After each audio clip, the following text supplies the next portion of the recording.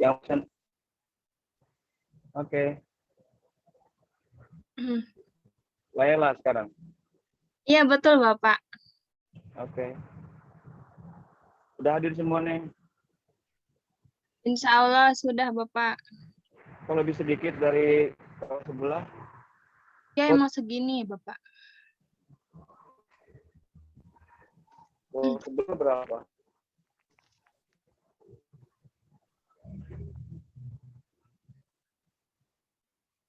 Hmm. 16 orang.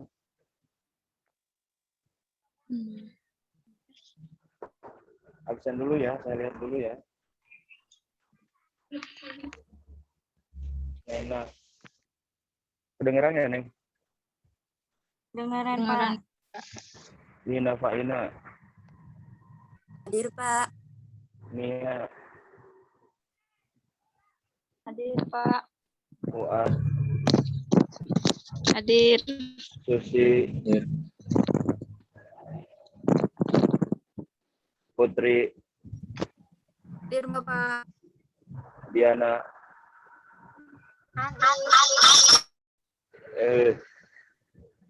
Mutiara JPS. Nilam. Hadir. Ferry.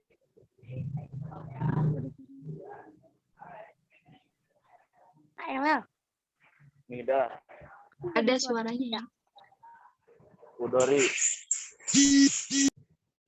Hadir, Pak, hadir.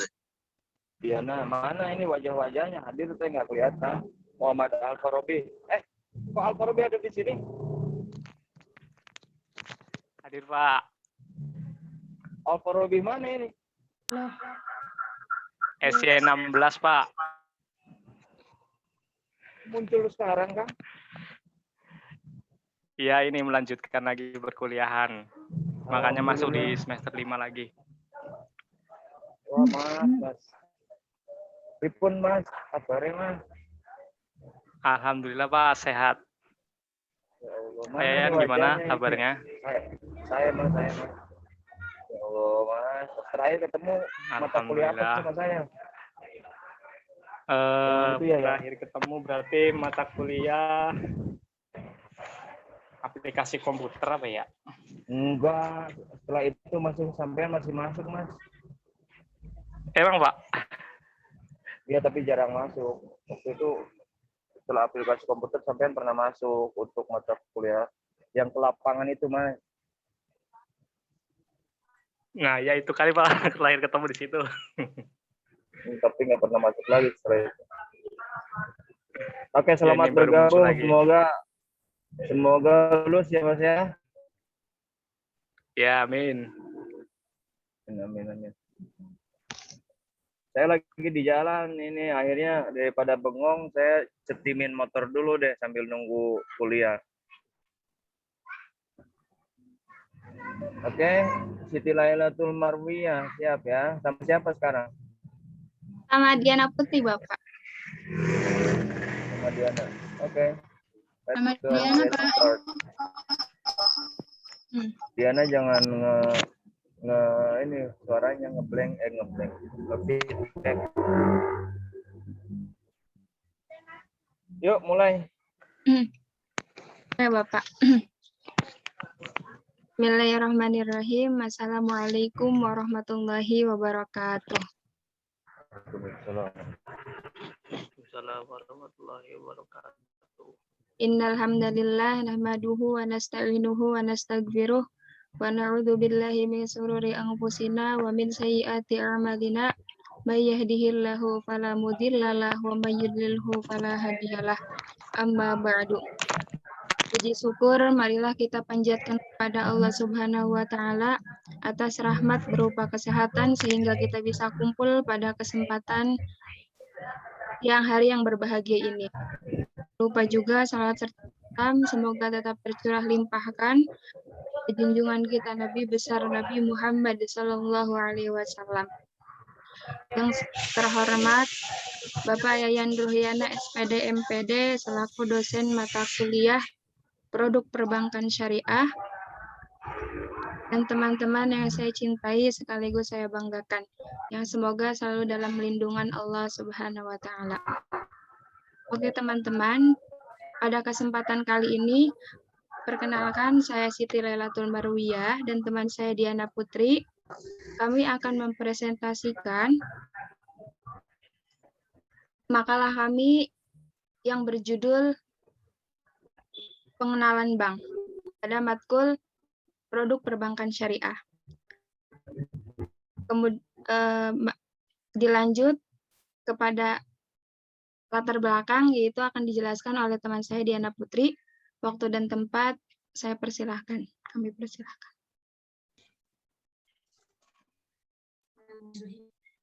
Terima kasih kepada Siti Lailatul Marwiyah. Baik, di sini saya akan menjelaskan tentang latar belakang, lalu latar belakang pengertian bank, klasifikasi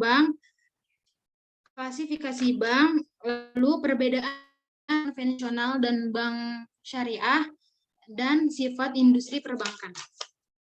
Latar belakang bank, sejarah dikenalkan asal mula kegiatan perbankan pada zaman kerajaan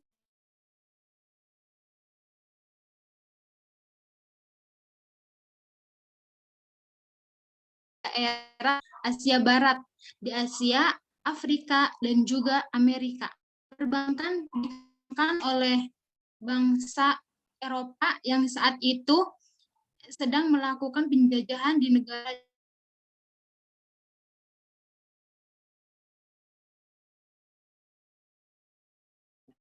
Suaranya ada ya? Atau saya yang nggak ada? Yang lain dengar nggak? Putus-putus, Pak.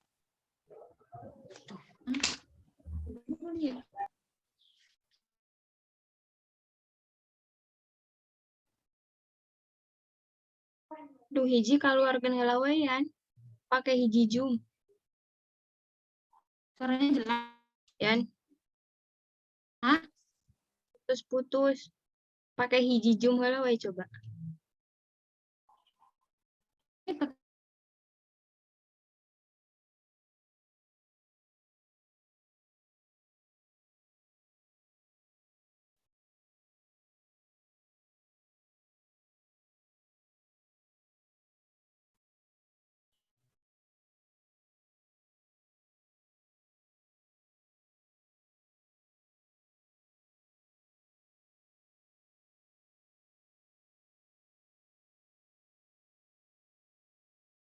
Ada suaranya enggak?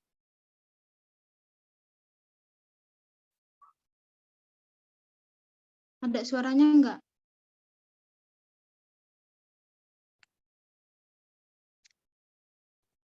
Aman, Ian, aman. Lanjut ya. Mantul. Itu yang satu mute itu unmute. Mantul enggak?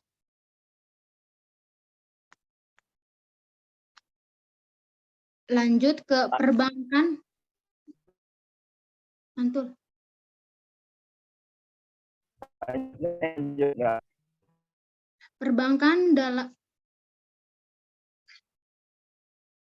Perbankan dalam kehidupan suatu negara adalah salah satu agen pembangunan, agent of development. Fungsi utama dari perbankan sebagai lembaga yang menghimpun dana dari masyarakat dalam bentuk simpanan dan menyalurkan kembali ke masyarakat dalam bentuk kredit atau pembiayaan. Di sini ada produk perbankan antara lain seperti tabungan, deposito, giro, kredit, online banking yang nantinya akan dijelaskan secara rinci dan jelas oleh teman-teman di kelompok 2.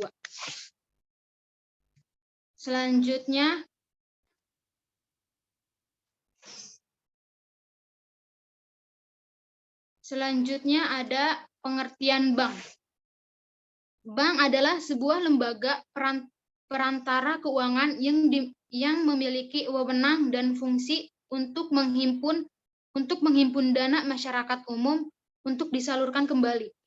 Menurut Undang-Undang Republik Indonesia Nomor 10 pada tahun 1998 pada tanggal 10 November, bank merupakan suatu lembaga di mana kegiatannya menghimpun dana dari masyarakat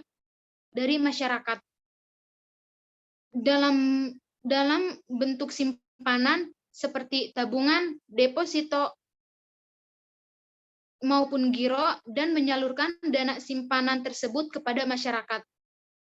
Dana yang telah dihimpun dari masyarakat akan disalurkan kembali dalam bentuk produk keuangan seperti kredit atau pinjaman kepada masyarakat kembali, sehingga dana bisa lebih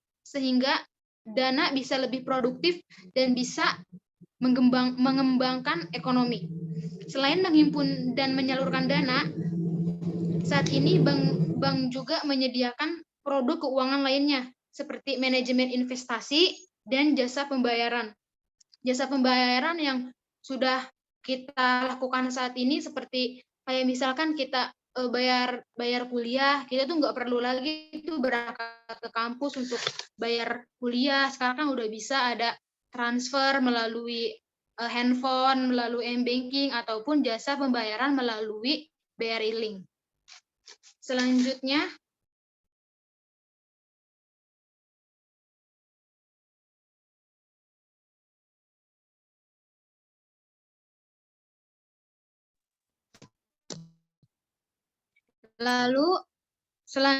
ada klasifikasi bank. Menurut Edison Sutankuyo, otoritas jasa keuangan yang mengelompokkan bank-bank yang ada dalam beberapa klasifikasi bank yaitu Bank Persero, BUSN Devisa, BUSN Non-Devisa, BPD, Bank Campuran, dan Bank Asing. Adapun beberapa yang membedakan klasifikasi bank, yaitu dibedakan menjadi 3. Yang pertama, berdasarkan fungsinya, berdasarkan kepemilikannya, berdasarkan segi penyediaan jasa. Yang pertama, berdasarkan fungsinya itu dibagi lagi menjadi 3. Bank sentral, umum, dan bank perkreditan atau BPR. Bank pertama yaitu bank sentral. Bank sentral didirikan berdasarkan Undang-Undang Nomor 13 pada tahun 1968 yang memiliki tugas untuk mengatur peredaran uang, mengatur pengarahan dana-dana, mengatur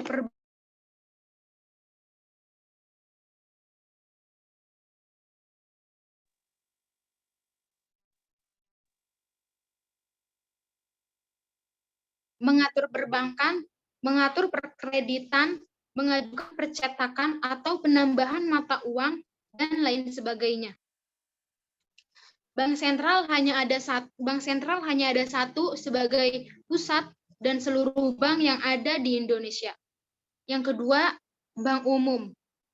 Bank umum adalah bank yang melaksanakan kegiatan usaha secara konvensional berdasarkan syariah yang di dalam kegiatannya memberikan jasa dalam pembayaran sehingga masyarakat lebih mudah dalam bertransaksi. Contoh dari bank umum seperti bank milik BUMN atau swasta yang sudah terdaftar seperti Bank Mandiri, BCA, BNI, Bank Danamon, dan sebagainya. Yang ketiga ada BPR atau Bank Perkreditan Rakyat. Bank Perkreditan Rakyat merupakan lembaga keuangan yang menghimpun dana dari masyarakat dalam bentuk tabungan, deposito, berjangka, dan bentuk lainnya untuk disalurkan pada masyarakat dalam bentuk kredit atau dana usaha. Bank Perkreditan Rakyat yang ada di masyarakat adalah bank desa, karena bank desa memberikan kredit atau transaksi keuangan, pembayaran, dan peredaran.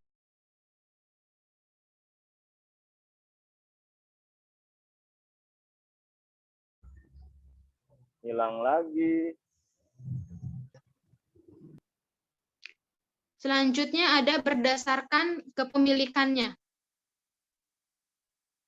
Berdasarkan kepemilikannya. Di situ dibagi lagi menjadi 5. Ada bank milik pemerintah, bank milik swasta nasional, bank milik koperasi, bank milik campuran, dan bank milik asing. Yang pertama adalah bank pemerintah. Bank yang seluruh atau sebagian sahamnya milik pemerintah Indonesia. Contohnya seperti Bank Mandiri, Bank Indonesia, Bank BRI, dan Bank BTN. Yang kedua, bank milik swasta nasional, yaitu bank yang sebagian besar sahamnya dan akta pendirinya milik pihak swasta. Bank swasta ini dibedakan menjadi 2, yaitu nasional devisa dan nasional non devisa. Contohnya seperti Bank BCA, Bank Mega, dan lain-lain. Lalu yang ketiga ada bank milik koperasi. Bank milik koperasi merupakan bank yang pemilikan sahamnya oleh perusahaan. Contoh banknya oleh perusahaan yang dimiliki koperasi, yaitu Bank Umum Koperasi Indonesia, yang sebagian besarnya kita semua yang bekerja di PT, terutama karyawan tetap, pasti mempunyai koperasi di perusahaan tersebut. Lalu yang keempat ada bank milik campuran.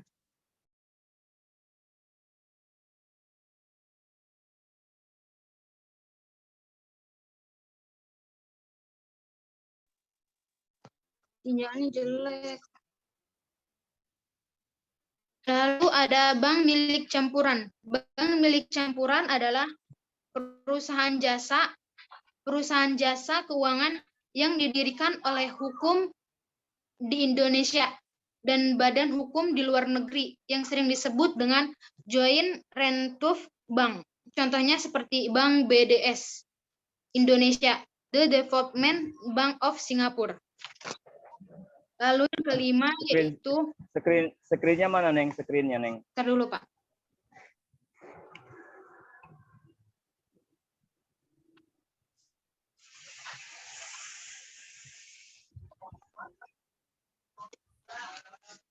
Ada. Belum. Lalu ada bank milik asing. Bank asing adalah cabang perusahaan yang membuka usaha di Indonesia dan kepemilikannya dimiliki oleh dimiliki oleh bank asing. Contohnya seperti Bangkok Bank. Bangkok Bank itu pusatnya ada di negara Inggris. Selanjutnya ada berdasarkan segi penyediaan jasa. Di situ dibagi lagi menjadi 2. Ada bank devisa dan bank non devisa. Bank devisa merupakan bank yang dapat melaksanakan transaksi internasional atau transaksi ke luar negeri yang berhubungan dengan mata uang asli. Contoh bank devisa yaitu seperti Bank Bali, BCA, Bank Duta, dan Bank Niaga.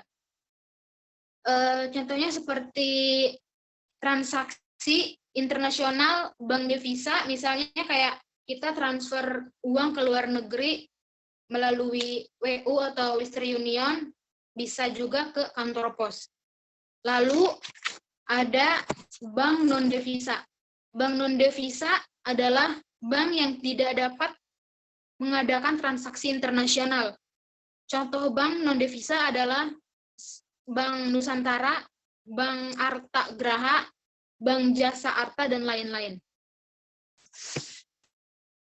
Selanjutnya,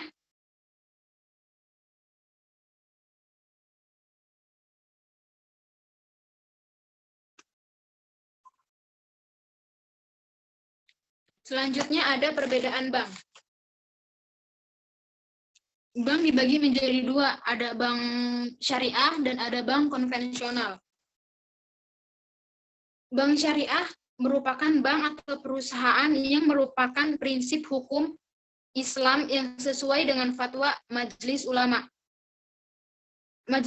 Indonesia. Contoh dari bank syariah yaitu seperti Bank Muamalat, Bank BCA Syariah, Bank BRI Syariah, dan Bank Mandiri Syariah. Yang kedua ada bank konvensional. Bank konvensional merupakan perusahaan keuangan yang menerapkan kegiatan usaha umum berdasarkan prosedur dan ketentuan yang ada di negara. Contoh dari nasional yaitu seperti Bank BTN, Bank BCA, Bank BRI, Bank Mandiri, dan lain-lain. Adapun keduanya memiliki perbedaan. Yang pertama, perbedaan prinsip, perbedaan asas, dan perbedaan fungsi. Perbedaan prinsip yaitu prinsip yang berkaitan dengan pertumbuhan dana yang disimpan nasabah pada bank tersebut, yaitu bank syariah tidak menempatkan sistem bunga, tetapi menempatkan sistem bagi hasil. Lalu kalau di bank konvensional, uang biasanya tumbuh menjadi bunga yang diberikan pihak bank kepada nasabah. Lalu yang kedua yaitu asas. Bank syariah dan konvensional sebenarnya sama, yaitu berasaskan demokrasi ekonomi dengan menggunakan prinsip kehati-hatian. Tetapi bank syariah terdapat asas prinsip syariah yang tidak ada pada bank konvensional, seperti tidak adanya riba, tidak ada maisir, boror, haram, dan zalim, dan lain-lain. Lalu fungsi bank syariah ini memiliki fungsi yang lebih luas dibandingkan konvensional. Meskipun memang keduanya berfungsi untuk menghimpun dana dan menyalurkan dana kepada masyarakat, namun bank syariah ini menjalankan fungsi sosial dalam bentuk lembaga seperti Baitul Mal, menerima dan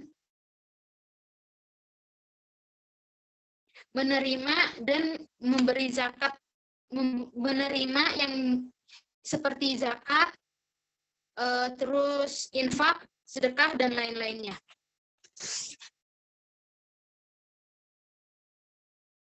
Lalu ada sifat industri perbankan.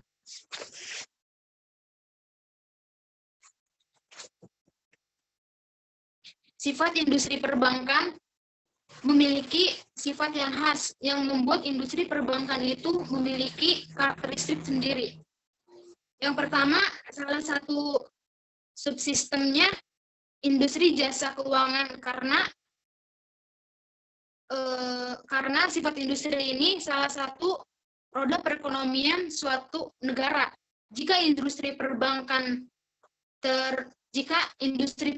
terpuruk, maka perekonomian pun akan turun. Lalu yang kedua, suatu industri yang sangat bertumpu pada kepercayaan masyarakat, sehingga itu menjadi salah satu modal utama sifat industri perbankan. Mengingat adanya dua sifat industri tersebut, industri perbankan adalah industri yang diatur sangat ketat oleh pemerintah. Perubahan fungsi dan penegakan harus dilakukan sangat hati-hati dengan memperhatikan akibat yang akan ditimbulkan nanti dari sisi perekonomian negara dan kepercayaan masyarakat yang harus diperhatikan dengan seksama.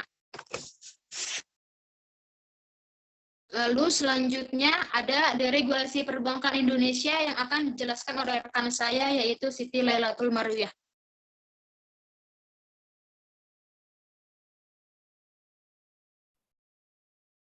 Baik, terima kasih Diana Putri atas waktu dan kesempatan yang telah diberikan kepada saya.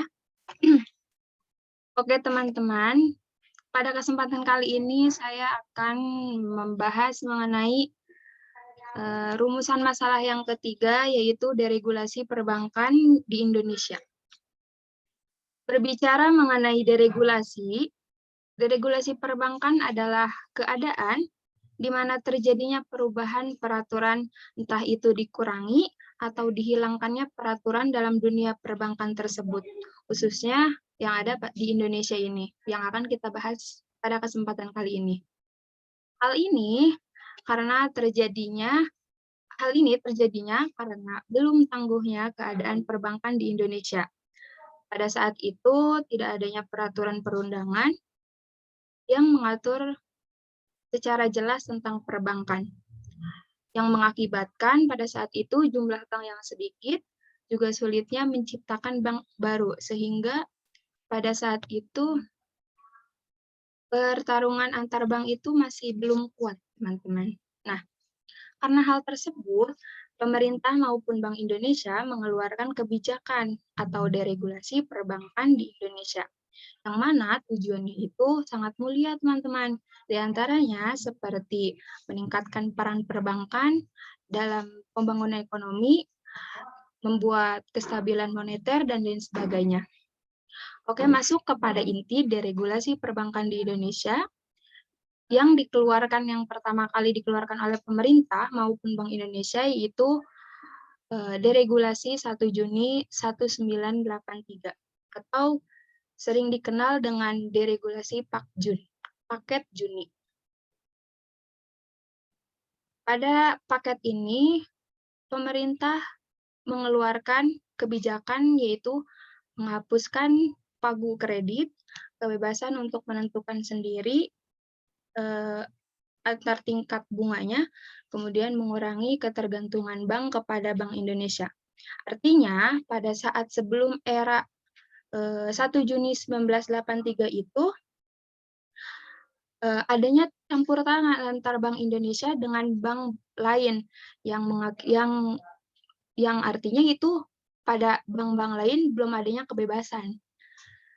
Terus kemudian paket kebijakan yang dikeluarkan oleh pemerintah yang kedua yaitu deregulasi 27 Oktober 1988 atau bisa sering dikenal dengan sebutan PAKTO, Paket Oktober 88. Deregulasi 27 Oktober 1988 ini dicetuskan berarti 1 hari sebelum saya dilahirkan ke dunia.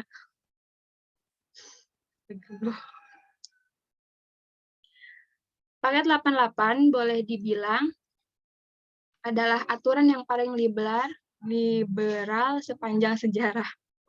Yang mana pada saat itu peluang untuk mendirikan bank terbuka lebar dengan persyaratan yang relatif mudah.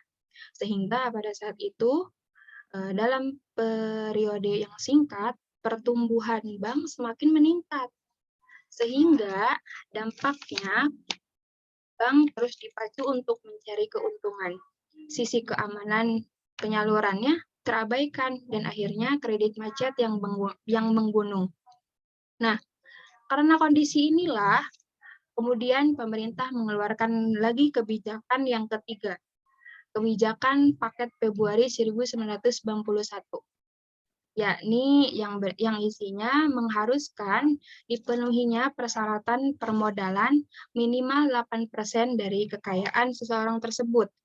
Yang mana tujuan dari aturan ini agar tidak terjadinya kasus kolaps seperti tahun-tahun sebelumnya. Kemudian pemerintah mengeluarkan kembali deregulasi kebijakan 29 Mei 1993 atau sering dikenal dengan istilah Paket Mei. Pak Mei ini ditunjukkan untuk mendorong kelancaran ekspansi kredit perbankan dengan memberikan ruang gerak yang lebih luas kepada perbankan. Artinya, pada tahun 1993 ini, deregulasi ini hanya sebagai penyempurna dari kesehatan perbankan yang ada di Indonesia. Nah, ditutup dengan Paket 29 Mei 1993 tentang penyempurnaan aturan kesehatan bank. Tadi, maka kondisi perbankan setelah dikeluarkan kebijakan diantaranya yaitu menjadikan jumlah bank swasta bertambah menjadi banyak, peraturan yang memberikan kepastian hukum, kepercayaan masyarakat terhadap bank semakin meningkat, dan lain sebagainya. Belum sampai situ teman-teman, pada saat 1993 perbankan itu kembali pulih, kembali sehat. Nah, pertumbuhan pesat yang terjadi pada periode 1988 sampai dengan 1996 itu berbalik arah ketika memasuki periode 1997 sampai 1998. Pasti teman-teman tahu pada saat itu kebetulan negara Indonesia dipimpin oleh Bapak Soeharto. Karena terbentuk pada krisis keuangan dan perbankan. Bank Indonesia, pemerintah, dan juga lembaga-lembaga internasional berupaya keras menanggulangi krisis tersebut. Antara lain, mereka dengan melaksanakan rekapitalisasi perbankan yang menelan dana dari 400 triliun terhadap 27 bank dan melakukan pengambil alihan kepemilikan terhadap 7 bank lainnya. Masuk kepada kondisi perbankan pada saat ini, Otoritas Jasa Keuangan atau Otoritas Jasa Keuangan atau bisa kita sebut dengan OJK menegaskan sampai saat ini kondisi kesehatan bank secara umum masih bagus. Dari 118 bank, sebagian besar memiliki rating 2 atau bagus dan hanya sekitar 10% yang rating 3 atau standar, itu pun karena dampak COVID-19 ini. Lanjut kepada rumusan masalah yang keempat, yang terakhir, yaitu apa sih perbedaan antar DSN dan DPS? Kita berbicara mengenai DSN, Dewan Syariah Nasional. Sekarang kita balik kepada yang ke syariah-syariah ya teman-teman. Dewan Syariah Nasional adalah dewan yang dibentuk oleh Majelis Ulama Indonesia yang bertugas menangani masalah-masalah yang berhubungan dengan aktivitas lembaga keuangan syariah. DSN merupakan bagian dari Majelis Indonesia yang bertugas mengembangkan penerapan nilai-nilai syariah dalam kegiatan perekonomian. Pada umumnya dari sektor keuangan dan khususnya, termasuk usaha bank, asuransi, maupun reksadana. Kemudian adapun tugas dan wewenang DSN yaitu memberikan rekomendasi atau mencabut rekomendasi nama-nama yang akan duduk sebagai DPS, mengeluarkan fatwa atas produk dan jasa keuangan, menumbuh kembalikan penerapan nilai-nilai syariah dalam kegiatan perekonomian pada umumnya dan keuangan pada khususnya. Nah, kemudian yang kedua, kita kembali ke sebelah kanan, kita membicarakan DPS. Kita tahu bahwa salah satu daya tarik ekonomi syariah adalah tiadanya unsur riba atau bunga yang tentunya kita tahu bahwa hukumnya haram. Ekonomi syariah adalah ekonomi syariah itu terhindar dari maghrib, maisir, riba, gharar. Maka meski demikian, sistem ini harus memiliki badan independen untuk mengawasi operasional dan praktik lembaga keuangan syariah. Nah, pengawasan ini diperlukan agar lembaga tersebut tetap konsisten dan berpegang teguh pada prinsip syariah. Nah, lembaga ini dipegang oleh DPS, Dewan Pengawas Syariah. Yang mana Dewan Pengawas Syariah ini adalah suatu badan yang bertugas mengawasi pelaksanaan keputusan DSN di lembaga keuangan syariah. DPS diangkat dan diberhentikan di lembaga keuangan syariah melalui RUPS setelah mendapatkan rekomendasi dari DSN. Masuk kepada inti dari rumusan masalah, yaitu apa sih perbedaan DSN dan DPS? Perbedaan mendasar antara DSN dengan DPS dalam mengawasi lembaga ekonomi atau lembaga keuangan syariah terletak pada wewenang yang dimiliki oleh masing-masing dewan. DSN berwenang untuk menetapkan dan mengeluarkan fatwa-fatwa hukum Islam tentang kegiatan ekonomi dan keuangan, sedangkan DPS ini hanyalah bertugas sebagai pengawas pelaksanaan fatwa DSN tersebut di lapangan pada lembaga ekonomi dan lembaga keuangan syariah. Kemudian masuk kepada kesimpulan. Jadi kesimpulannya, Diana Putri, halo. Perbankan mempunyai peranan yang penting dalam lembaga ekonomi. Kegiatan utama dari perbankan adalah menyerap dana dari masyarakat untuk kemudian disalurkan kembali kepada masyarakat. Itu kita tahu bahwa fungsi bank itu yaitu menghimpun dana dan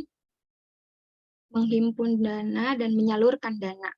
Dengan demikian, dunia perbankan dapat menjadi jembatan antara pihak yang kekurangan dana dan pihak yang kelebihan dana. Perbankan dapat menjalankan fungsinya tersebut perlu diterapkan prinsip hati-hati, terutama pada saat akan menyalurkan dana kepada masyarakat. Artinya, bank mengadakan penilaian kelayakan seleksi yang tepat pada setiap nasabah dan calon pengguna bank. Di Indonesia, kita tahu bahwa yang sudah Diana Putri tadi jelaskan, lembaga perbankan di Indonesia dibedakan menjadi dua, yaitu bank umum dan bank perkreditan rakyat. Bank umum terdiri dari bank milik sendiri, pemerintah maupun swasta. Dan bank ini masih terbagi dalam dua jenis, yaitu bank konvensional dan bank berdasarkan syariah. Yang sudah dijelaskan Diana Putri tadi, bahwa yang membedakan antara konvensional dan syariah itu terdapat pada sistem akadnya. Karena sesuatu itu tergantung pada niatnya. Sama halnya seperti kita melakukan akad juga. Apabila kita akadnya dengan sistem bagi hasil, maka kita terhindar dari adanya sistem bunga yang ada pada bank konvensional. Kemudian masuk ke saran, yaitu Diana, halo. Yan. Masuk kepada saran, yaitu bagi penulis. Penulis betul-betul masih sangat menyadari bahwa kekurangan dari pemaparan dan bahkan referensi yang digunakan belum sesuai. Semoga kedepannya ini bisa menjadikan bahan evaluasi khususnya bagi penulis dan umumnya bagi kita semua.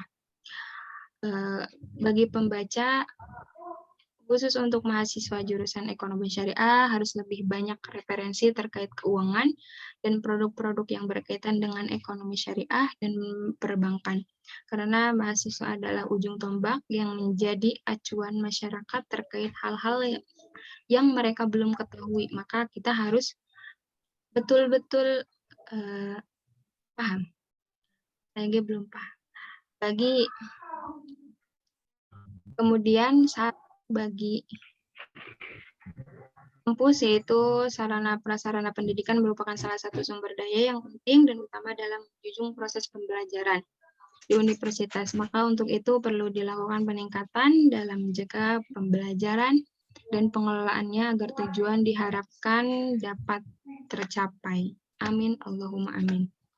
Oke, sekian teman-teman presentasi yang saya dan teman saya dapat sampaikan. Terima kasih atas waktu, atas tenaga yang sudah teman-teman berikan. Mohon maaf apabila ada kesalahan dalam penyampaian maupun penjelasannya. Sesi tanya jawab, silakan teman-teman. Terima kasih.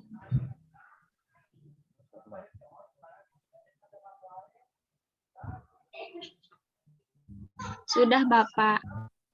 Ya, yang banyak.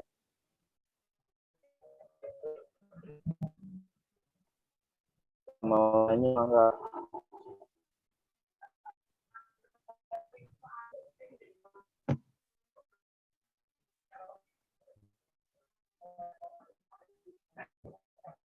Ayo teman-teman, waktu dan tempat.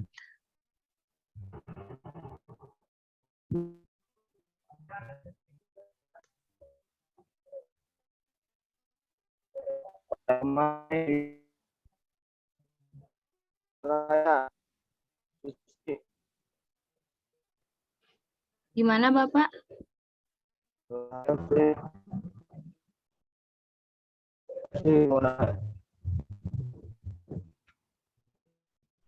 Punten Bapak Bapak, suaranya putus-putus. putus-putus.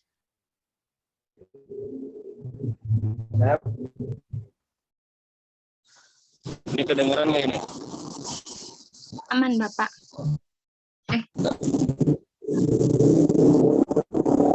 Kalau gini kedengaran nggak? Aman Bapak. Saya pakai headset saya. Tadi pakai headset yang di kelas sebelah katanya nggak kedengaran. Bangga yang mau nanya silakan. Untuk ke presenter dulu, dari presenter kalau misalnya sudah bisa jawab saya masuk. Lalu nanti beberapa hal saya sampaikan yang berkaitan dengan bank yang belum disampaikan oleh presenter.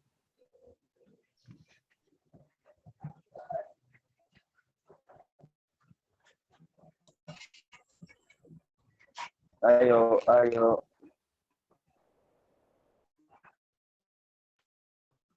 Emang zaman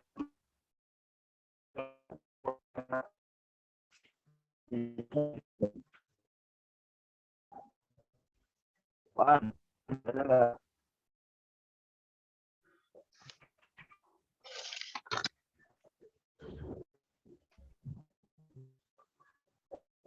Kalau tidak meninggalkan gempa, saya nggak tahu mereka atau ada atau enggak bisa dengar saya. Maaf, putus-putus. Ya atau enggak nggak tahu gambar-gambarnya kalau nggak pada muncul di HP saya.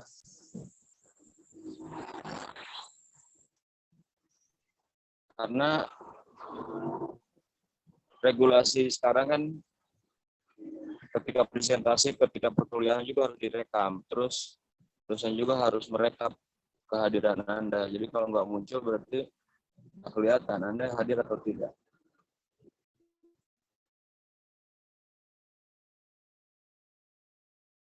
Kedengaran nggak? Aman Bapak. Besok atau yang mau nanya?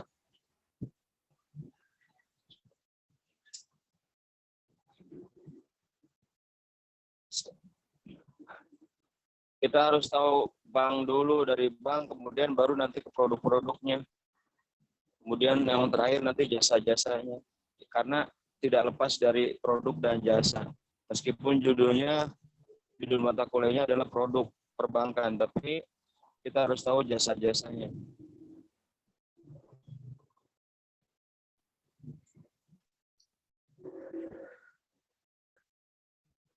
Halo, gimana nih, mau bertanya enggak?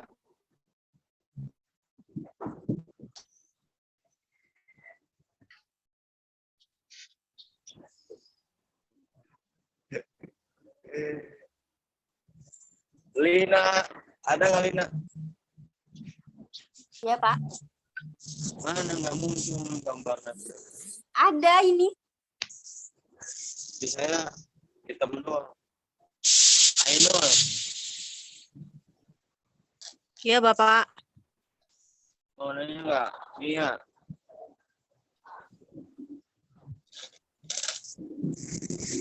Mia.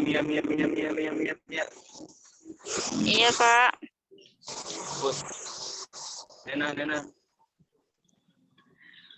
Bapak. Ferry.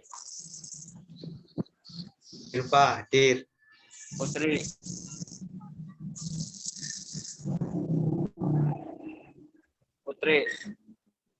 Iya, Bapak. Nilam. Iya, Bapak. Diana. Pak Diana mau nanya. Hah?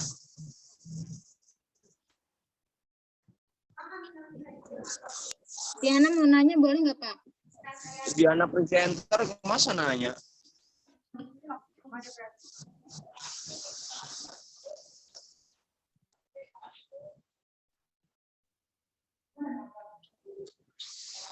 Nanya apa nih? Ini Pak, kan di sini ada Bank Perkreditan Rakyat ya. Diana Ya. belum paham Pak itu. Bank Perkreditan Rakyat kenapa? Belum paham, maksudnya dia tuh nyalurinnya gimana gitu Kak. Sudah cari sumbernya. Sini sudah di ini belum? Sebelum nanya ini dulu ada nggak? Sudah baca referensi belum?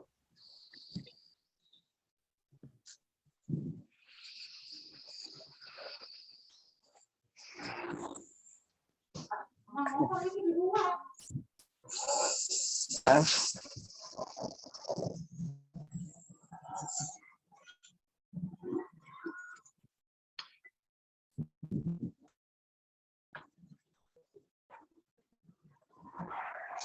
Lanjut, siapa lagi? Saya mau penjelasan.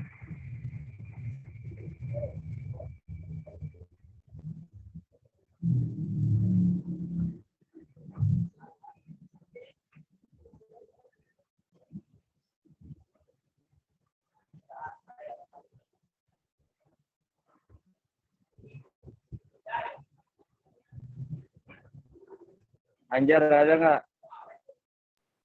Hadir Bapak. Mau nanya apa? Enang MJ ngilang lagi. Mutiara NJPS kemana nih? Ada Bapak. Ferry, mana Ferry nggak kelihatan Pak? Fatma, Fani, Nida, Alfa Robi kemana? Hadir nggak Alfa Robi?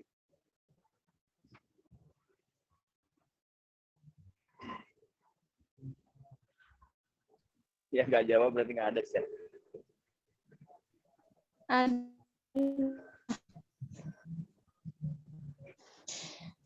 Keluar masuk terus Pak kalau videonya dinyalain. Ya. Baik, ada lagi nggak ini tentang bank? Nanti kita mulai ke produk minggu depan. Minggu depan itu katanya offline ya? Iya Pak, offline. Pak katanya. Kalau offline berarti kita ketemu di kampus. 2 minggu sekali Pak. Oke. Pak, pertanyaannya Oi. sama seperti Diana. BPR itu Aku. apa Pak? Hah? BPR, Bank Perkreditan Rakyat maksudnya gimana? Tadi udah. Ya. Bapak maaf putus-putus. Tuh kan. Kita coba tanya dulu sama ya. Nanti masuk. Ada lagi?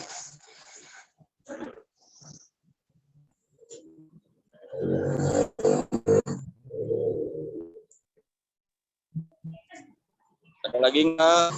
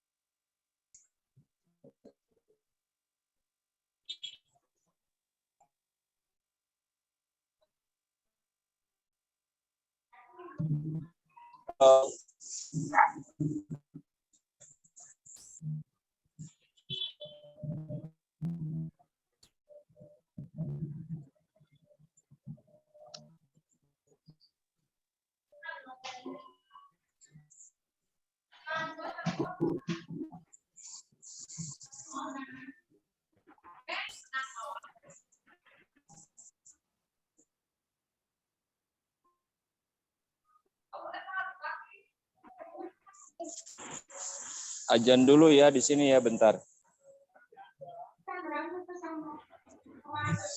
Ya, Bapak.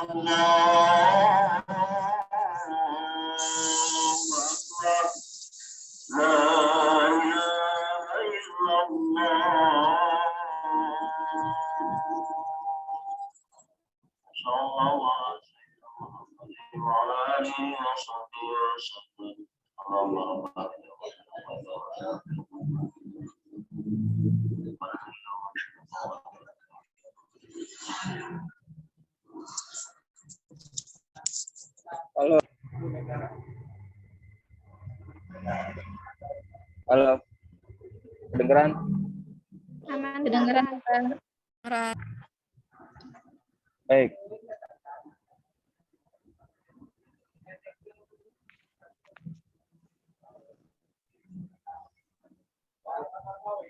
Sudah semua ini sudah? Nggak ada lagi yang nanya? Udah. Izin bertanya dong. Izin bertanya, Pak. Boleh apa tanyanya? Aku materi nanyanya. Sok. Ini kan judulnya perkenalan bank ya. Boleh nggak diceritain sedikit sejarah singkat terjadinya bank konvensional dan bank syariah serta siapakah pendirinya? Terima kasih. Seharusnya dalam materi ini ada itu ya, Iya, karena sejarah-sejarah saya cari-cari dan makanya saya nanya. ya.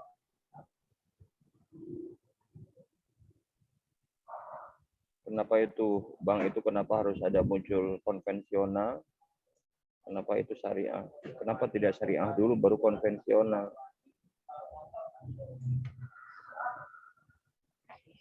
Oke, ada lagi?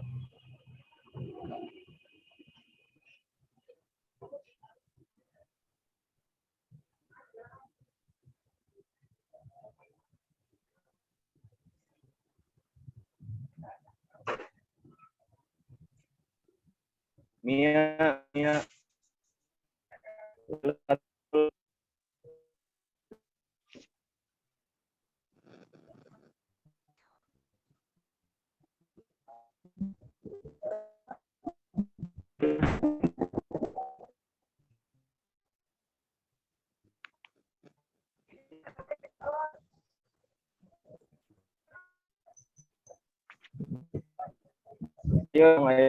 Tapi enggak.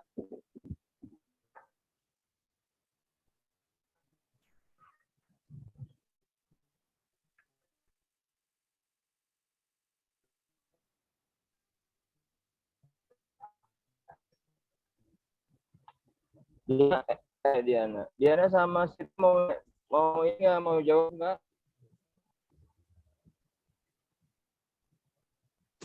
Mbak Anja tadi nanyanya sejarah bank ya? Sejarah bank, kemudian perbedaannya, konvensional syariah, terus muncul, terus pemilik-pemiliknya gitu ya, atau tokoh-tokoh munculnya bank ya? Iya.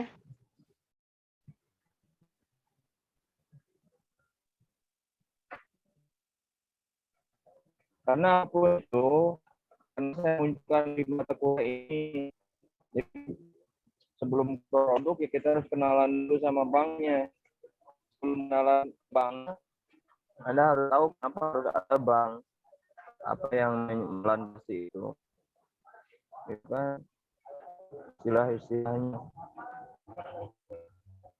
Lalu yang kemarin waktu pertama kali saya jelaskan di kelas tentang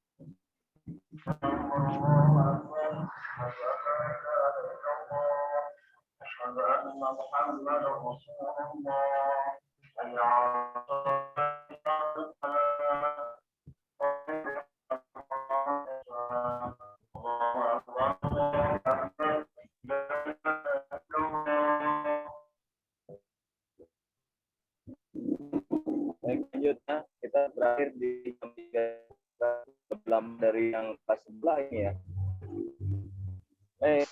Jadi nanti yang seperti saya jelaskan di kelas, saya kedengeran nggak ini? Iya, Pak. Saya buka videonya. Saya jelaskan di kelas kemarin bahwa ketika manusia itu butuh dan ingin, maka mereka akhirnya berinteraksi dengan manusia yang lain untuk memenuhi kebutuhan dan keinginannya. Maka tidak ada hak orang lain untuk mengambilnya.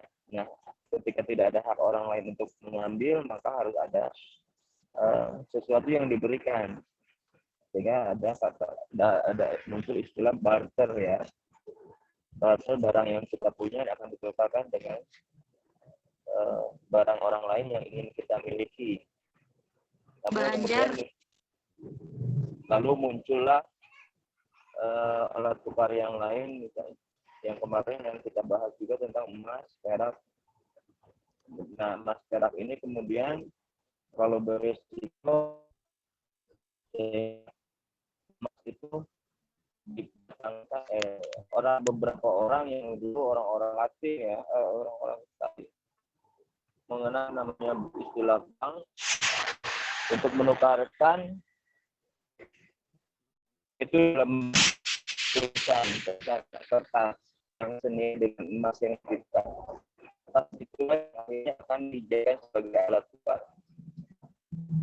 Lama kelamaan bukan hanya itu saja, bank muncul beberapa layanan yaitu produk jasanya. Nah, itu kemudian berkembang konvensional, lalu muncullah syariah sebagai solusi ketika konvensional sering mengalami namanya krisis keuangan ataupun moneter ataupun bangkrut, sehingga beberapa bank likuidasi digabungkan dengan yang lain atau diambil alih oleh pemerintah. Nah, permasalahan kemudian muncul mayoritas orang-orang di Indonesia terutama adalah Islam. Prinsip Islam tidak masuk dalam konvensional. Dulu di Mesir, maka lahirlah pemikiran untuk membuka bank yang syariah. Lalu beberapa sejarah kemudian mencatat pertama kali bahwa di Indonesia itu bank yang syariah adalah bank muamalat. Lalu diikutilah beberapa bank konvensional yang memiliki sifatnya yang syariah juga, meskipun beberapa ahli yang Islam mengatakan bahwa sama saja uangnya mah dari bank konvensional. Ada batasan bahwa bank syariah itu harus berkembang selama 15 tahun atau sekitar 10 sampai 15 tahun. Jika tidak memiliki nasabah yang banyak, maka akan ditiadakan syariahnya, akan ditarik kembali. Nah, permasalahan kemudian barulah produk-produknya yang harus berasaskan Islam.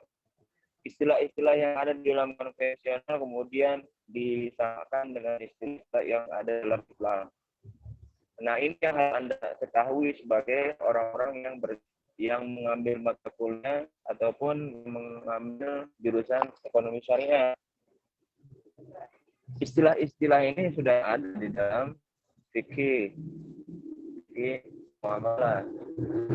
Tetapi kemudian dipertajam lagi dalam perbankan syariah. Ini yang harus Anda pahami tentang mudharabah dan sebagainya. Kita tahu bahwa bank itu diawasi oleh Bank Indonesia dan juga oleh OJK. Nah, tadi beberapa pertanyaan yang akan saya bahas sedikit pada beberapa jenis bank yang di Indonesia itu salah satunya adalah BPR yang ditanyakan tadi.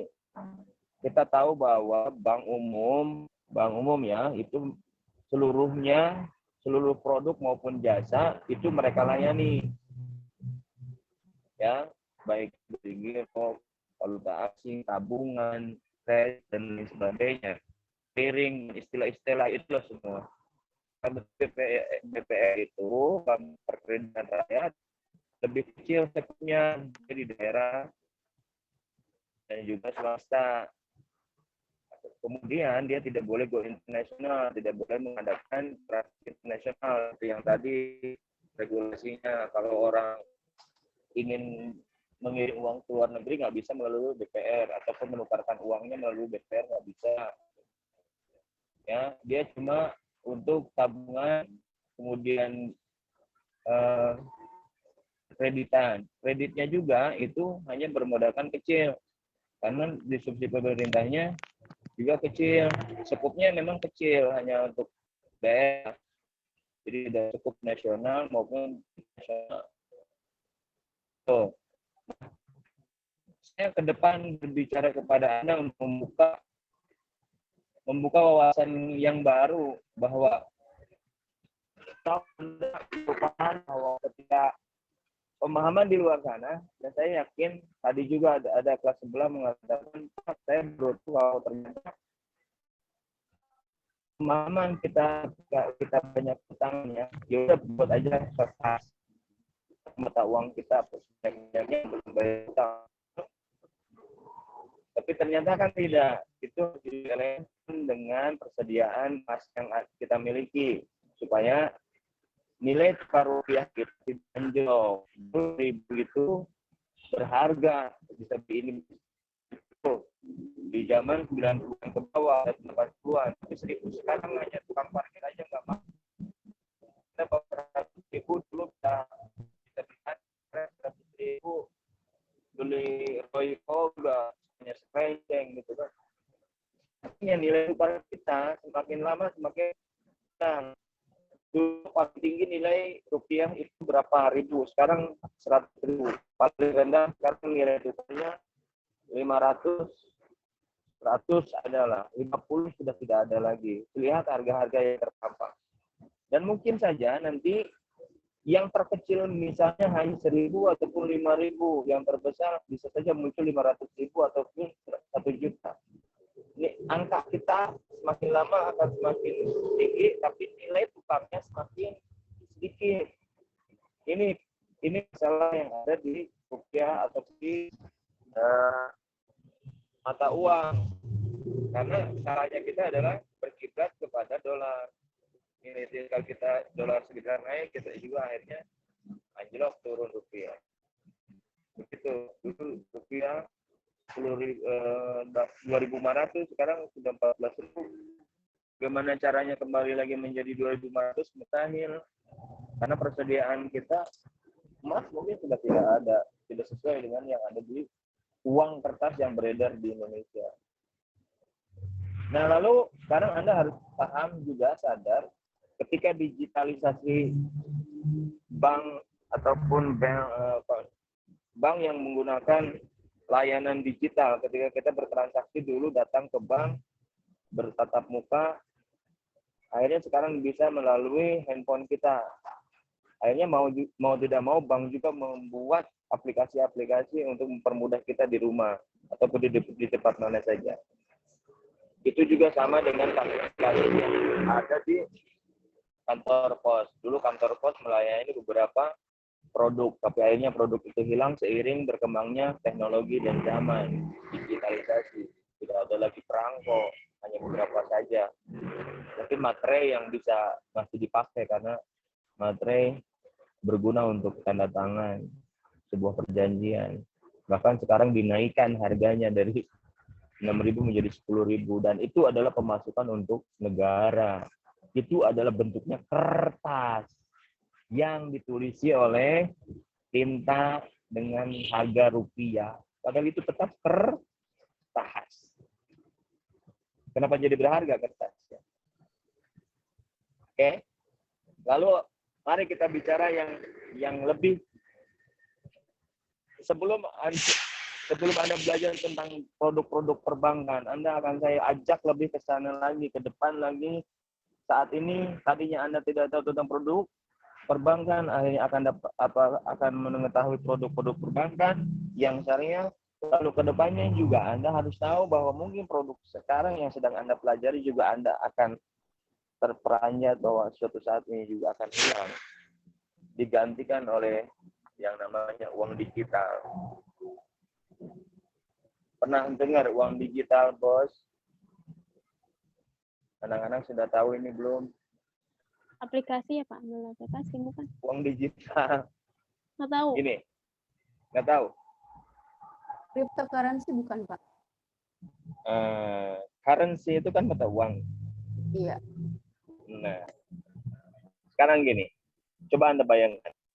Dulu di zaman orang tua yang kita tidak mengalaminya, ada namanya barter. Dia ingin makan, maka ditukarkanlah dengan pakaian yang dimiliki.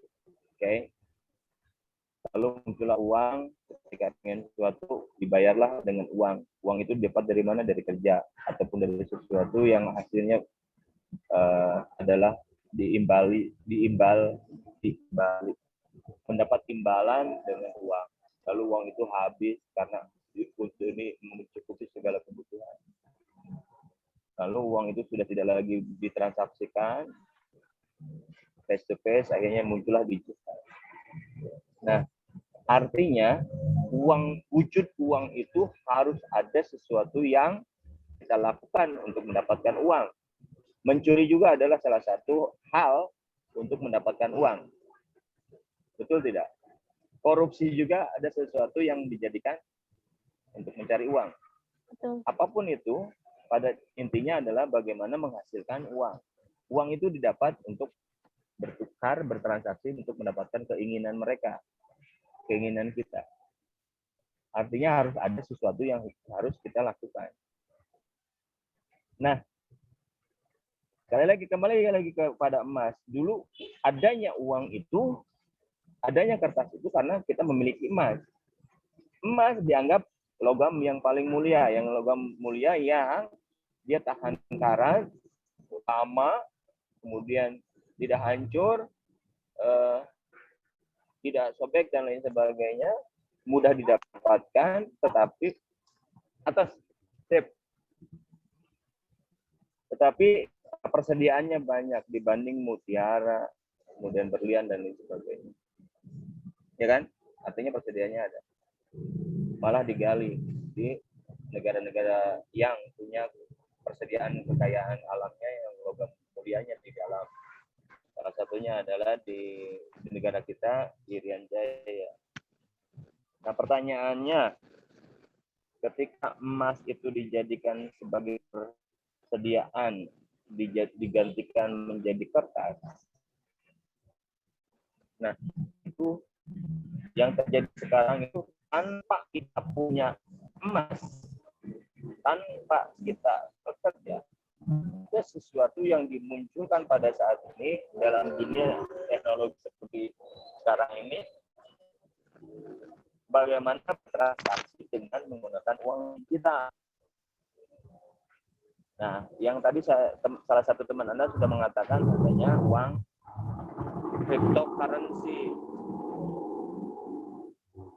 Cryptocurrency itu salah satunya misalnya dulu tahun 2010 ke bawah itu ada namanya Ethereum ataupun Bitcoin. Dulu satu Bitcoin itu 0,0 sekian dolar harganya.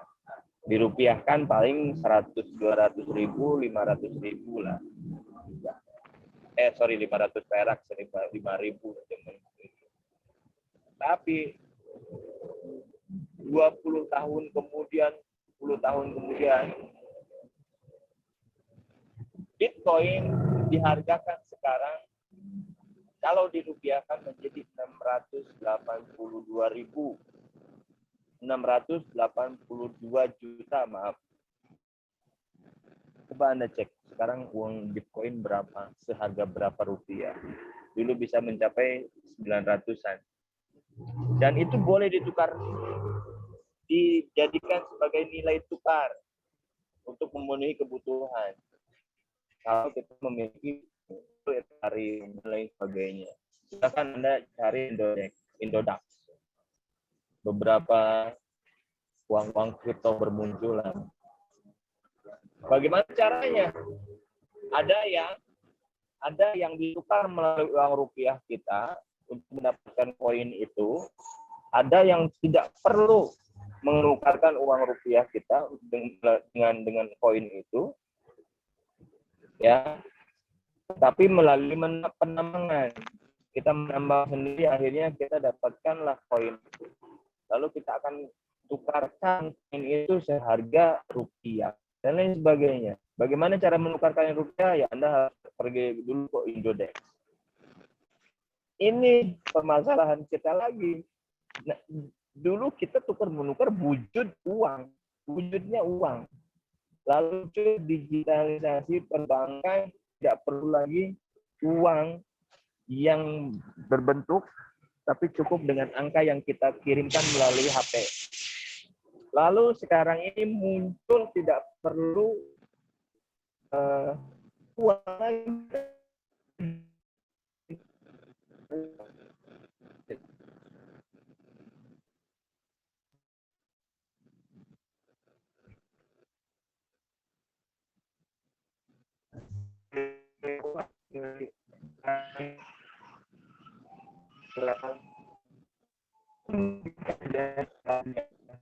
Bapak, maaf putus-putus.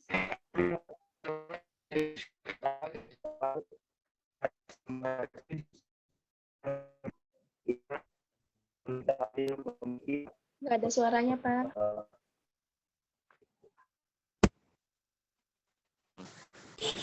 Wah, face to face dengan customer service. Ada suaranya? Ada Pak. Ada. Ada, tapi saya nggak kedengaran karena mikrofonnya jelek. Nah, ketika kita face to face dengan pihak bank, dengan customer service, kita isi borang, tunjukkan KTP, identitas, maka dengan administrasi sekian, akhirnya kita memiliki buku tabungan ataupun menabung di situ menjadi nasabah. Bank sekarang sedang lagi punya masalah lagi dengan munculnya bank-bank yang online, bank-bank yang nasabah tidak perlu datang ke bank. Ada yang memiliki kantor, dia kantornya dunia maya. Dia menawarkan jasanya, dia silakan menjadi nasabah kami. Cukup dengan kami melihat wajah Anda melalui handphone, tunjukkan KTP bersama Anda, maka Anda akan menjadi nasabah kami, bisa bertransaksi melalui kami. Tidak perlu uang administrasi, dan jika Anda punya uang Anda akan kami tolong administrasi setiap bulannya. Bayangkan bank-bank yang kita simpan uang kita di mereka setiap bulannya ada yang 17.000, 18.000, 20.000 dan lain sebagainya, tergantung jenis ATM kita ataupun jenis tabungan kita. Jika satu orang diambil 17.000, berapa juta, berapa miliar yang diambil oleh bank administrasinya, kemudian uang kita digolongkan oleh mereka. Nah, ada bank-bank yang begitu tidak administrasi. Tidak perlu Anda datang mereka. Tidak perlu mereka mengeluarkan ATM maupun tidak perlu mengeluarkan buku tabungan. Semuanya digital. Bertransaksi luar negeri, dalam negeri. Ini permasalahan-permasalahan yang semakin hari semakin kita harus tahu tentang teknologi. Kalau Anda diam saja, tidak peduli dengan hal-hal seperti ini, ya sudah. Tentang produk perbankan syariah aja masih belum pada tahu. Ketika kita sudah tahu, oh ternyata orang lebih jauh lagi. Sudah pada akansi lagi. Dan lain sebagainya. Jadi tolong pelajari lagi ilmu Anda, tentang keilmuan perbankannya. Ya, sudah pernah dengar currency itu kripto?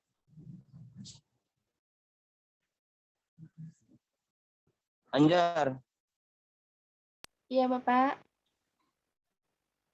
itu yang tadi cryptocurrency siapa yang jawab? Lina, Saya, Pak. Bapak. Siapa? Lina. Nina Awalia. Nah itu pernah ikutan Anda ke dalamnya, nyemplung. Bagaimana Anda mendapatkan uang tersebut, kemudian senilai dengan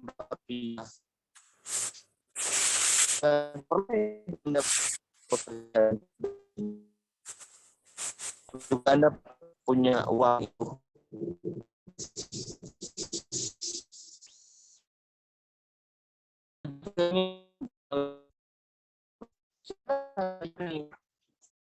Sekali lagi, kalau dulu kita mendapatkan uang, sekarang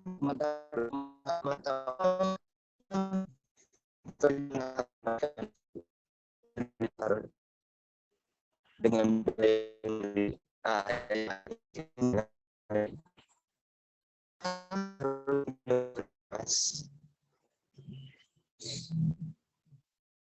bagaimana pendapat Anda tentang kripto?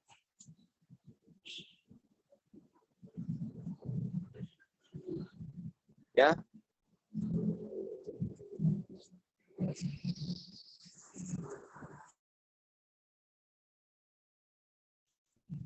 Pada tidur, nggak ada suara, nggak ada jawaban. Hadir Pak, melek Pak. Ya, maksud saya ketika kita sedang sekarang ini belajar tentang bank dan produk-produknya, sementara dunia semakin berjalan, ada yang tadi saya sampaikan, tidak perlu orang banyak, tidak ada security, tidak perlu teller, semuanya hanya satu orang, mungkin 2 orang yang bergerak, tidak ada kantor, dia bisa melaksanakan peran dan fungsi bank. Lalu tidak ada lagi uang kertas, tidak perlu lagi kita bekerja ke sana kemari keras untuk mendapatkan uang, kemudian kita tukarkan. Sekarang ini ada lagi kripto. Jadi pembahasan yang akan kita bahas ini mungkin sudah kadaluarsa. Sementara Anda juga belum tahu tentang hal yang akan kita pelajari ini, sudah muncul lagi hal yang baru. Anda masih bertanya, apa itu bank, apa itu sejarah bank, apa itu perbankan syariah, apa itu konvensional, dan lain sebagainya. Apa itu BPR? Apa itu BPRS? Sementara di luar sana ada bank di dalam dunia maya yang harus Anda pelajari. Adanya bank karena kita perlu tukar menukar, menyimpan lagi. Enggak, sekarang bank itu bukan untuk menyimpan uang lagi. Hanya nitip bank ya, kami akan menggunakan uang kami lagi untuk bertransaksi melalui ini itu. Coba jadi orang bank Anda. Jadi orang bank lagi pada liar. Saya ingin sebenarnya di semester ini juga pergi lagi ke bank lagi seperti halnya semester lalu. Tapi sudahlah cukup. Sekarang kita harus pada artinya supaya Anda paham. Bagi orang yang belum ke lapangan berarti Anda memang harus kalau orang yang sudah pernah belajar melaksanakan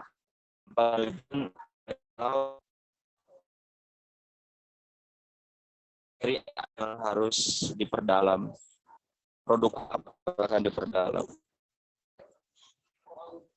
Begitu nih, sudah dijawab belum? Sudah terjawab belum kira-kira yang nanya?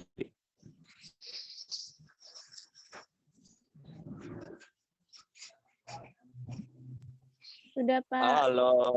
Bapak sudah. Sudah ya, Jadi, tentang BPR ya. Iya, Bapak, jadi intinya kita itu merangkak untuk mengetahui, sedangkan mereka sudah berlaju cepat untuk apa ya?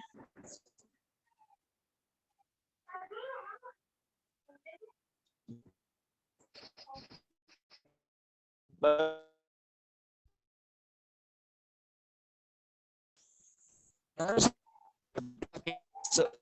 ada suaranya. Dia sedang belajar sepeda, ingin belajar sepeda, mengetahui sepeda seperti apa. Sementara sepeda lagi, tapi sudah kepada roda-roda yang tanpa dikayuh bentuk mesin. Ngerti maksud saya? Anda belum tahu produk ini itu, belum tahu bang ini, ternyata ada yang lebih parah lagi sedang berkembang, dan itu entah kapan kita pelajari di mata kuliah asas. Ngerti nggak nih? Ngerti, Pak. Jadi sadar ya, wake up, come on, anak-anak. Anda di dunia yang canggih, dunia yang mata kuliah saya adalah mata kuliah yang mungkin berguna dulu beberapa tahun yang lalu. Tapi ternyata ya materi ini harusnya ditambah lagi tentang itu. Makanya saya sedikit saja sampaikan di luar materi tentang bagaimana kita harus menanggapi produk-produk yang berhubungan dengan keuangan ataupun perbankan yang tidak ada di dalam materi kita, tetapi realnya sudah ada di dunia kita saat ini. Ya, Anda sudah dengar belum ada bank yang tidak punya kantor?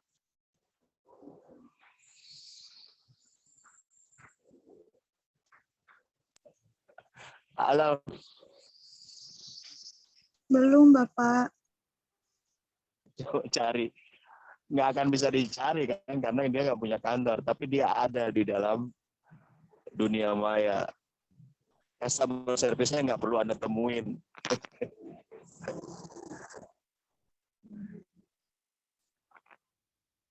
Aduh, Gusti ampun, kemana anak-anak. Bapak, kalau bank digital itu dia nggak punya produk-produk kayak produk syariah gitu, Pak. Nanti akadnya gimana? Ya, di saat ada bank konvensional maka muncullah bank syariah di dunia nyata. Lalu sekali lagi yang saya sampaikan tadi, ada bank yang tidak perlu kantor, dia membuat transaksi segala kebutuhan Anda melalui mereka tanpa mengeluarkan administrasi dan lain sebagainya. Apakah di dalamnya ada produk syariah ataupun tidak? Nah, ini yang Anda pikirkan.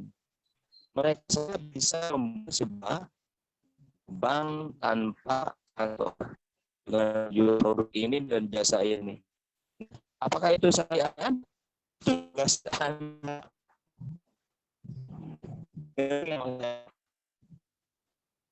Kita sebagai orang yang muslim,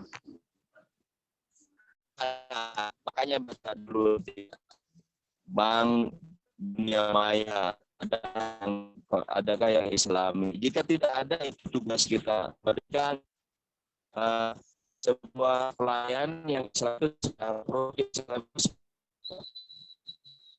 itu Neng. Jaga.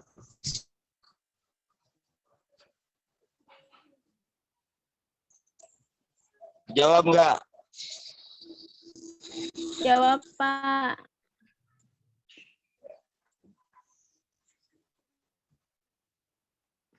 Siapa yang pernah ikutan kriptoan?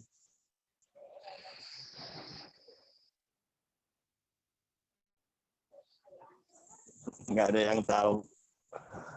Coba pelajari ya, baca tentang kripto ya. Yang tertarik nanti hubungi saya. Tanpa Ya, bekerja, Anda akan menghasilkan uang kripto. Uang kripto ini akan setara dengan rupiahnya berapa, dan itu bisa ditransaksikan.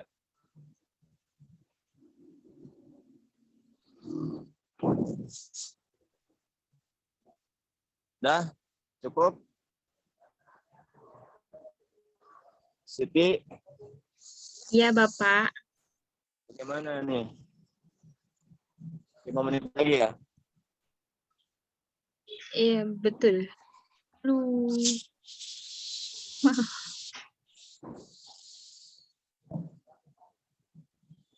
Gimana? Ada lagi? Yang cowok ini mana ini cowok? Nggak ada suara.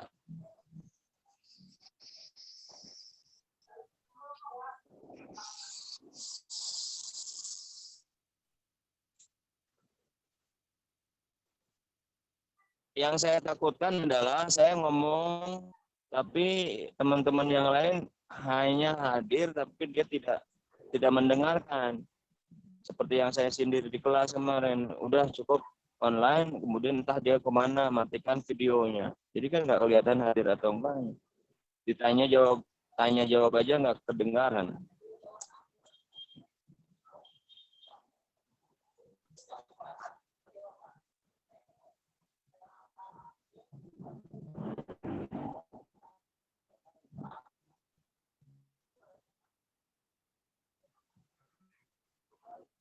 Nah, kalau dirasa cukup, udah Neng, tutup Neng. Oke, baik, Bapak. Tanya sama orang yang bertanya tadi, sudah cukup belum? Gimana Mbak Aya, Banjar? Penjelasan Bapak. Sudah Tapi Bisa kan ya, cukup. dari kamu belum, dari presenter belum. Nerangin tentang bank konvensional, bank syariah, kenapa ada dan lain sebagainya, belum ada kan dari Andum? Dari Iya, Pak. Sekarang, Pak. Nyatu isokan weh. besok. Katanya ini, Pak, Diana tadi ini angkat tangan mau ngejelasin katanya. Jadi Diana kayaknya deh. Ya Ya. udah sok Diana, silakan jelaskan. Yan.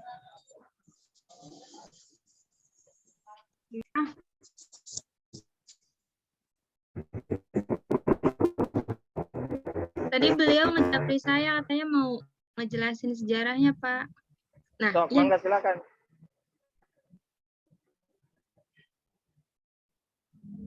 Neng, silakan jelaskan. Beneran, Pak. Jelasin.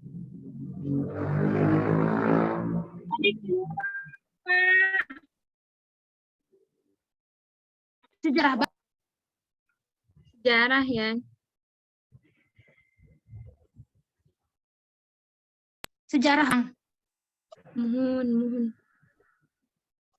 Iya loh ya.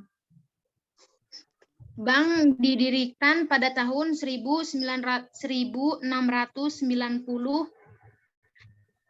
di Kerajaan Inggris. Pertama kali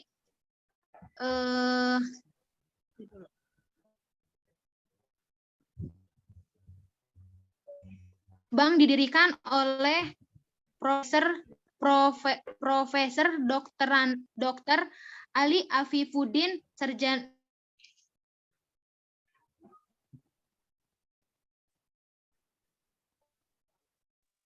Itu bank mana yang di Ali Afifuddin orang Indonesia, bank mana yang dilahirkan? Masalah.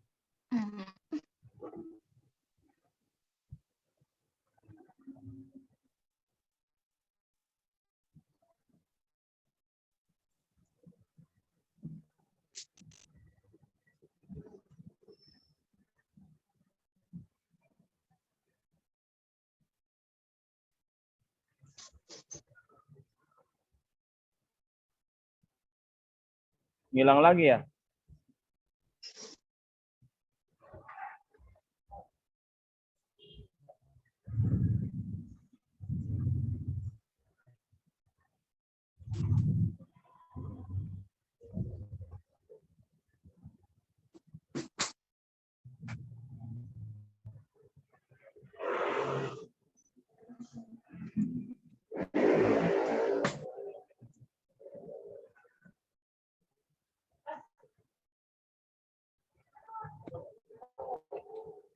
Siti, Ya Bapak.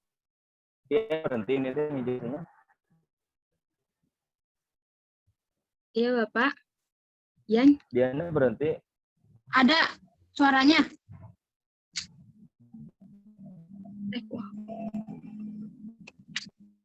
Bank pertama kali didirikan pada tahun 1690. Pada saat itu kerajaan Inggris berkemauan merencanakan membangun kembali kekuatan armada lautnya untuk bersaing dengan kekuatan armada laut Prancis. Akan tetapi pemerintahan Inggris saat itu tidak mempunyai kemampuan pendanaan. Kemudian berdasarkan gagasan William Paterson yang kemudian oleh Charles direalisasikan dengan membentuk sebuah lembaga intermediasi yang akhirnya dapat memenuhi dana pembiayaan tersebut hanya dalam waktu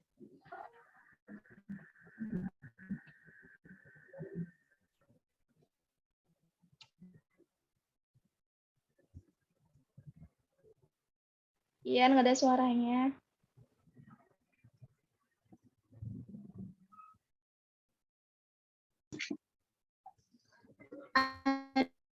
ada enggak? Ada. Lalu sejarah pencatat asal muasal dikenalnya kegiatan perbankan adalah pada zaman kerajaan Tempo di darat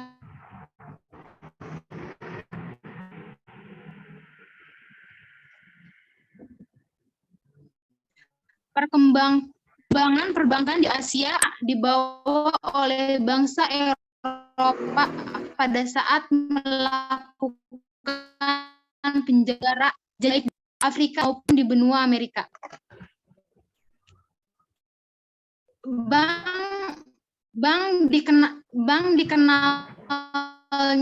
Perbankan dimulai dari jasa penukaran uang, sehingga dalam sejarah perbankan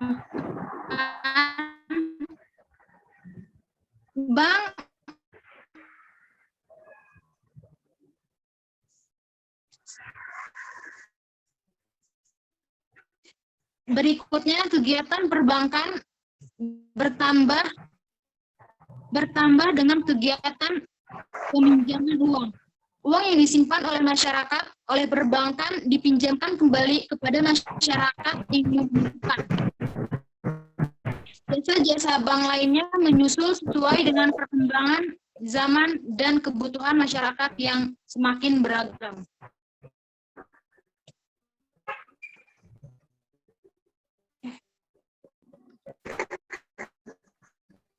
Udah.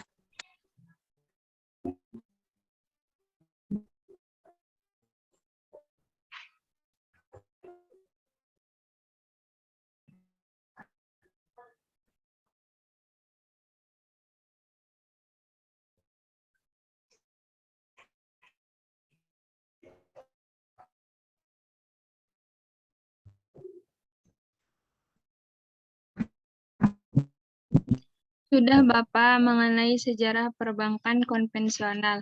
Kemudian adapun sejarah munculnya perbankan syariah itu sama halnya perbankan syariah juga itu munculnya emang gimana sih ngomongnya ya Allah. Perbankan syariah juga sudah muncul dari sejak lama.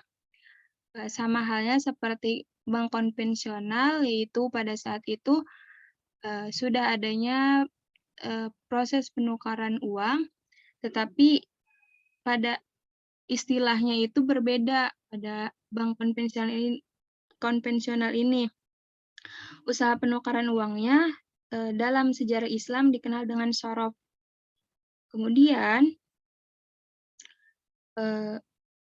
karena agama Islam mengetahui bahwa tindakan adanya bunga pada bank konvensional itu mendendakan riba yang artinya yang sudah jelas Allah hukumkan keharamannya.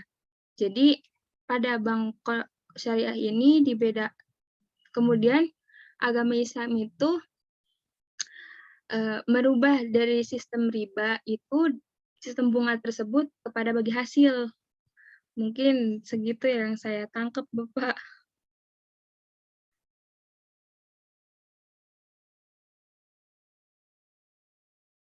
Assalamualaikum, Bapak. Itu dan munculan syariah itu kapan? Oke. Di mana hasil kumpulnya siapa? Kemudian ke Indonesia itu sejak kapan? Kan begitu ya. Terus yang saya sampaikan tadi ada batasan loh syariah itu, kalau enggak ditiadakan lagi syariah. Apa itu benar nggak? Nah, adapun kemunculannya bank syariah itu pertama itu di ini Pak, Bahasa Inggris. di Dubai. Mana sih ya Allah, ini tulisan mana? Di Dubai pada tahun 1975. Semenjak itu, banyak bank-bank Islam di seluruh penjuru dunia hingga tahun 1994 saja diperkirakan terdapat lebih dari 170 bank Islam dan lembaga keuangan lainnya di negara Muslim dan 9 bank Islam di negara non-Muslim.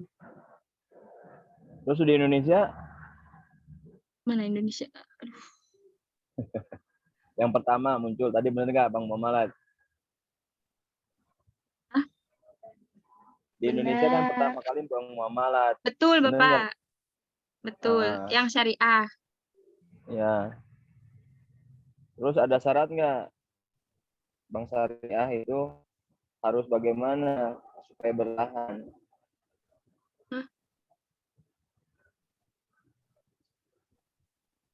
Apa itu namanya? Ketika Anda mengambil jurusan ekonomi syariah, salah satunya adalah Anda akan berguna nanti sebagai sumber daya manusia di syariah. Pertanyaan saya, sudahkah Anda paham tentang ekonomi syariahnya, syariahnya? Belum. Kan sementara peluang itu sangat menjanjikan, tapi kapan laku? jurusan ini. Kuliah bank saya hanya orang masuk ribuan. Kita rasanya enggak sih bisa ada apa yang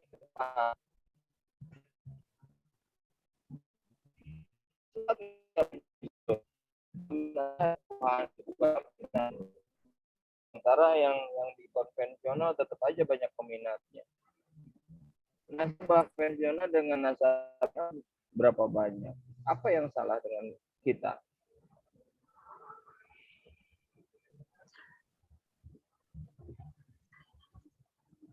Kurangnya kesadaran, Pak. Nggak ada yang melatih. Kurangnya pengetahuan gimana mau tahu kalau nggak ada yang ngasih tahu. Kurangnya minat, bagaimana minat tahu juga. Gimana mau ngambil keputusan untuk menjadi nasabah jika mereka juga tidak tahu dan memang tidak berminat dan tidak tahu. Banyak hal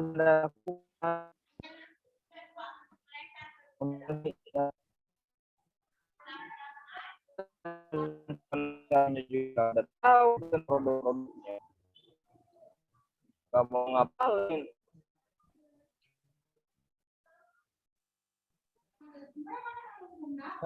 Bang bos, Indonesia mentimu bos. Anak muda. Orang lain lagi tidak menggunakan uang kertas, mereka sudah menggunakan digital. Anda masih belum tahu produk-produk. Ayo dong.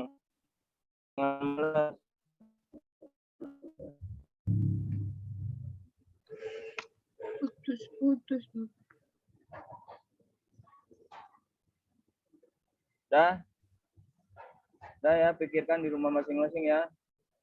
Sejak ditutupnya pertemuan ini, pikirkan apa sumbangsi Anda ini. Ayo. Saya takut generasi kita berikutnya nggak akan pernah belajar lagi tentang ekonomi syariah karena sudah terkubur oleh ternyata nggak bisa bersaing dengan konvensional dan dunia maya.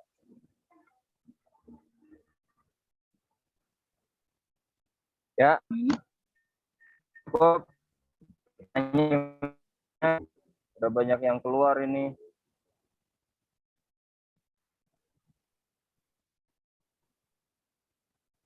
Anjar, udah Anjar?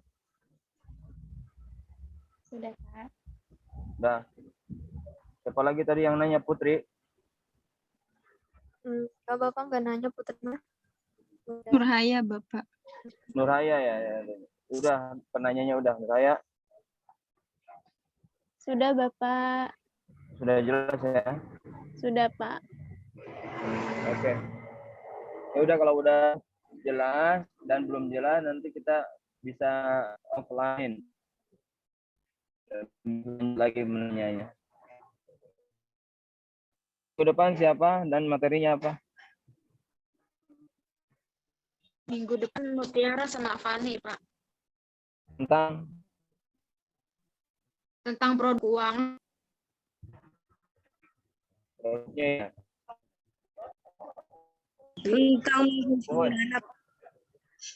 Tentang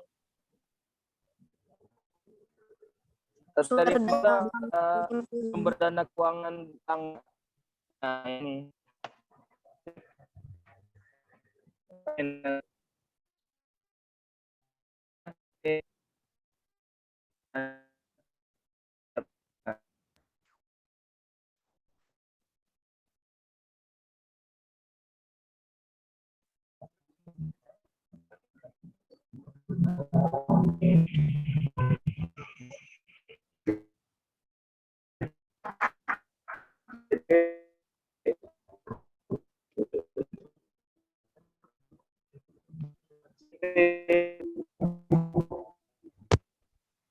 belum ini.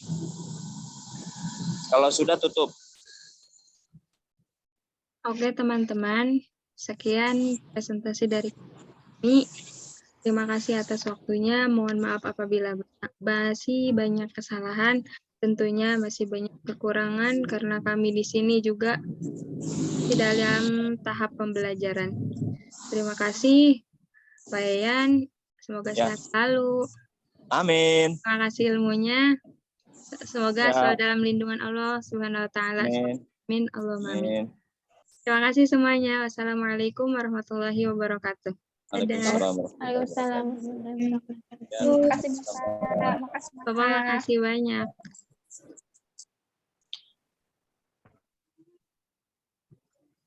Stop dikeluarin, Neng.